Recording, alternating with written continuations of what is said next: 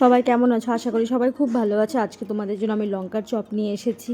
এটার জন্য আমাদের যা যা লাগছে: লঙ্কা, বেসন, সেদ্ধ করা আলু, পেঁয়াজ, রসুন, আদা, কাঁচা লঙ্কা, ধনেপাতা, ভাজা বাদাম।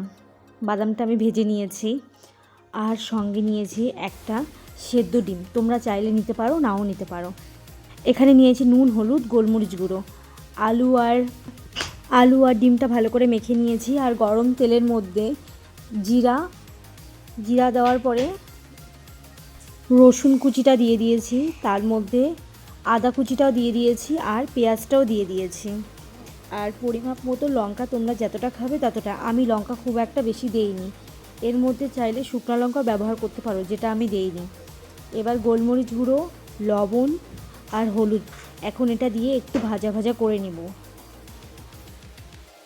একটু ভাজা হওয়ার পরে এবার আলু সিদ্ধ আর ডিম সিদ্ধ যেটা মাখা ছিল সেটাও আমি এর মধ্যে দিয়ে দিয়েছি। এখন হালকা আছে, প্রথম থেকেই দিয়েছি, এখন ওই আছে। আমি এখন এটা রান্না করব কিছুক্ষণের জন্য।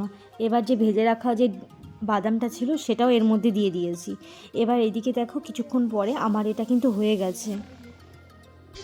আমার যখন তরকারিটা নামানো হয়েছিল তখনই ধনেপাতা দিয়েছিলাম, সেটা ছাড়া পড়ে গেছে। এইদিকে লঙ্কাগুলো যে ছিল, মাঝখান দিয়ে চিড়ে যে বীজগুলো বের করে রেখেছিলাম, তারপরে এখন আমি মশলাগুলো ভরে দিয়েছি। এদিকে বেসনের মধ্যে হলুদ, লবণ, 1 চামচ মতো তেল দিয়ে ভালো করে বেশ ফেটিয়ে নিব।